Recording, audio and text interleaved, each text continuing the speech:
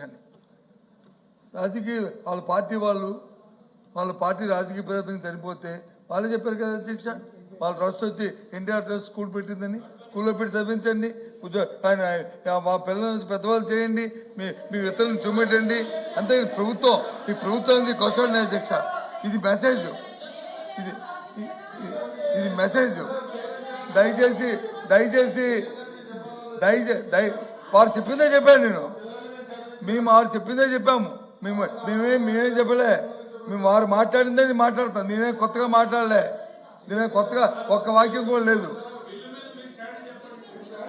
చెప్తామని చెప్పడానికి చెప్పొద్దా మరి? ఆయన ఎందుకు ఎంతసేపు చెప్పారు? ఆయన స్టాండ్ అడిగిందండి. మీ స్టాండ్ చెప్పండి. ఎందుకు ఇబ్బంది కదా చెప్పారు? ఎవరు చెప్పారు? ఎన్టీఆర్ స్కూల్ ఎవరు చెప్పారు? ఉద్యోగాలు వచ్చారు ఎవరు చెప్పారు? మేము చెప్పావా అధ్యక్ష? ఇది ఇలాంటి రాజకీయ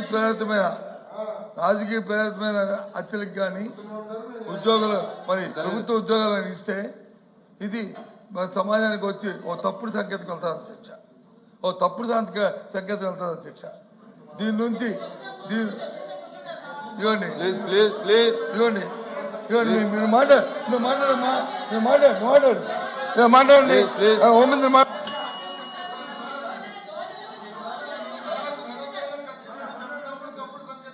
మాధవ్ సింపుల్ ఒక్క నిమిషమే అధ్యక్ష. ఇప్పుడు రాజకీయ ప్రేరేపితమైన హత్య జరిగింది, దానికి మేము సహాయం చేస్తున్నామని చెప్తున్నారు అధ్యక్ష. ఈ గవర్నమెంట్ వచ్చిన తర్వాత అధ్యక్ష 3 నెలల్లోనే ఎన్నో జరిగింది. కాంట్రవర్సీకి వెళ్ళొద్దండి. ఎల్ఓపి గారు కూర్చోండి. ఇది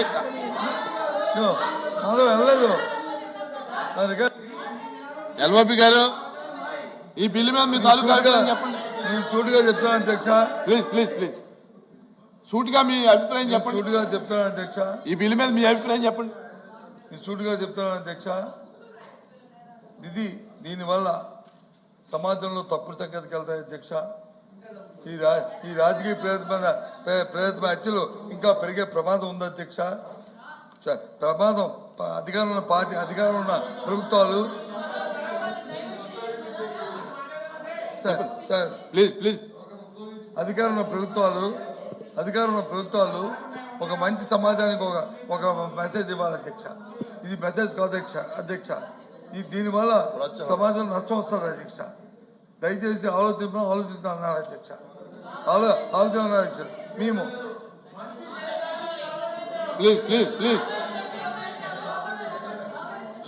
వాకౌట్ చేయము. మీరు వాకౌట్ కానీ ప్రేరేపిస్తే మేము డివిజన్ కోరుతాం. ఈ అధ్యక్ష వాళ్ళు వాకౌట్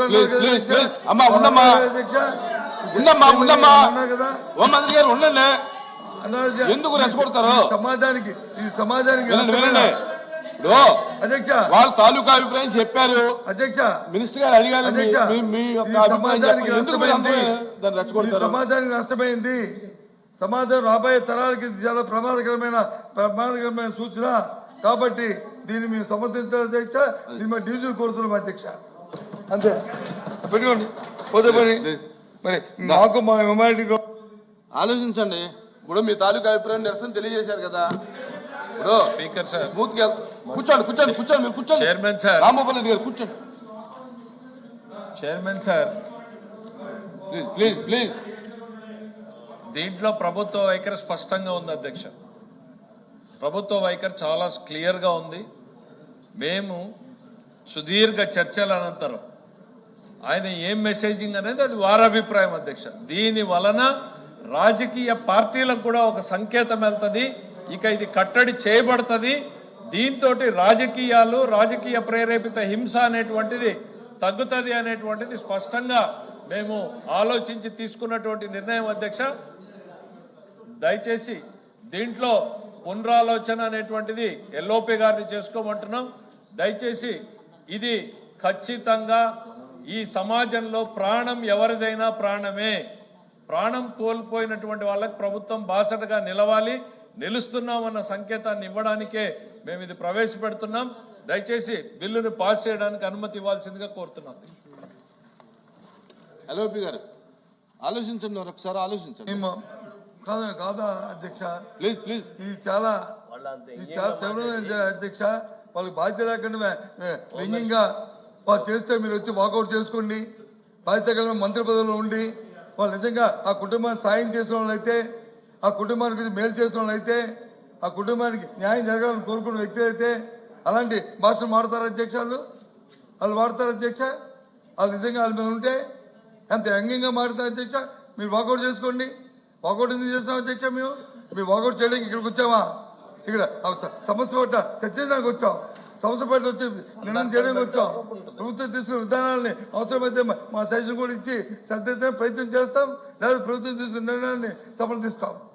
కాబట్టి దీన్ని ఒకసారి వాయిదా వేయండి అధ్యక్ష. పునఃపరిశీలించుకొని మళ్ళీ పెట్టండి అధ్యక్ష. అప్పుడు డిస్కస్ చేద్దాం. ఇప్పుడు మాత్రం ఇప్పుడే జరగాలంటే మాత్రం వీటి డివిజన్ కోరుతున్నాం అధ్యక్ష.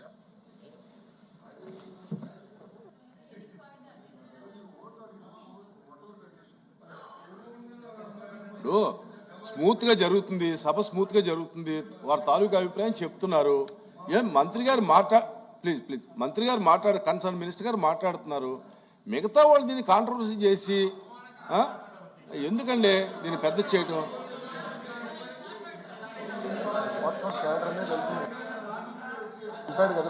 ఇప్పుడు సార్ ఒకటి ఎల్ఓపి గారు అన్న ఒక విషయం, అన్నశ్రీగా అన్నశ్రీగా ఎల్ఓపి గారు మంత్రి గారు క్లారిటీగా ఉన్నారు. తప్పలేదు. వారి యొక్క తాలూకా అభిప్రాయం చెప్తున్నారు. ప్రభుత్వం యొక్క ఆలోచన ప్రభుత్వం చెప్తుంది. అనవసరంగా దీంట్లో కొంతమంది ఇన్వాల్వ్ అయ్యి వాకౌట్ చేసుకోండి అనేది మాత్రం